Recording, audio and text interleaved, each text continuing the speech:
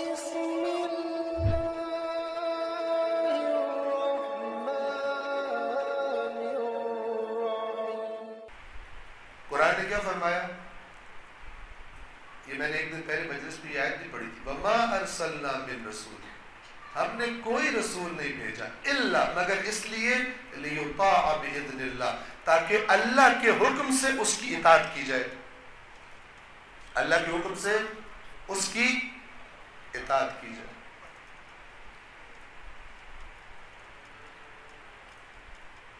پھر فرمایا وَمَن يُطِعِ الرَّسُولَ، جس نے رسول کی اطاعت کی فقد اطاع اللہ، اس نے یقیناً اللہ کی اطاعت کی۔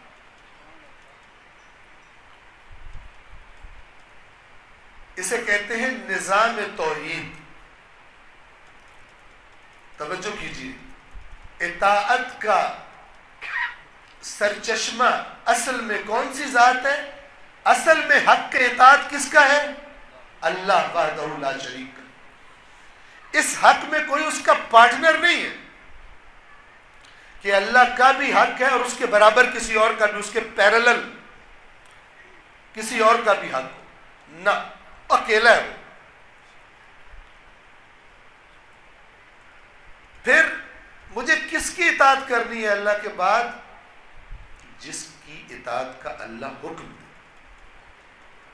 لہذا جب میں اطاعت کروں گا رسول کی تو میں اللہ کی وجہ سے کر رہا ہوں۔ نظام توحید یہ ہے۔ بڑا کون ہے؟ اصل اتھارٹی کون ہے؟ اللہ تبارک و تعالی۔ ترتیب ٹھیک کر لیں ہم لوگ۔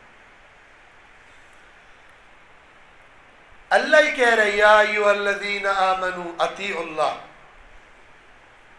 نمبر 1، اے صاحبان ایمان اللہ کی اطاعت کرو، وَأَطِيعُوا الرَّسُولَ، اور رسول کی اطاعت کرو، اور وَأُولِي الْأَمْرِ مِنْكُمْ،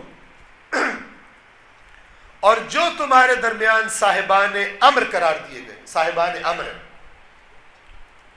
اس اولی الامر سے مراد میں شیعہ اہل سنت کا اختلاف ہے، ابھی اس ہمارا موضوع نہیں ہے۔ ہمارے لیے واضح ہے اور بڑا واضح ہے کہ اللہ تبارک و تعالی اس کو اولی الامر قرار دے ہی نہیں سکتا، اس کو اپنا نمائندہ قرار دے ہی نہیں سکتا، جبکہ خود قرآن میں کہہ چکا ہے حضرت ابراہیم کو وَلَا يَنَالُ عَهْدِ الظَّالِمِينَ، میرے یہ عہدے ظالموں کو نہیں ملا کرتے۔ اور آپ کو پتہ ہے ظلم عدل کا اپوزٹ ہے۔ عدل ہے کسی چیز کو اس کے مقام پہ رکھنا، ظلم ہے اس مقام وہ مقام اسے نہ دینا۔ اس چیز کے لیے بہت ساری باتیں ضروری ہیں۔ کسی چیز کو صحیح مقام پر رکھنا تبھی رکھ سکتا ہے اسے پتہ ہو یہ مقام کیا ہے، علم رکھتا ہو اس کا مقام کیا ہے۔ بس اللہ کا عہدہ اسے ملے گا جس سے بڑھ کر عالم کوئی نہ موجود ہو۔ توجہ فرما رہے ہیں؟ تو ہم بھی یہی کہتے ہیں ادب کے ساتھ، بغیر توہین کے، مہذب انداز میں۔ ہمارا عقیدہ یہ ہے کہ اللہ کے رسول کے اصحاب میں علی سے بڑھ کر عالم کوئی نہیں تھا۔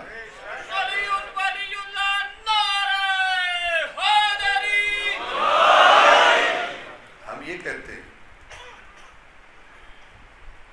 اصحاب کا احترام اپنی جگہ پر، لیکن بالآخر لکل درجات، ہر ایک کے درجات ہیں۔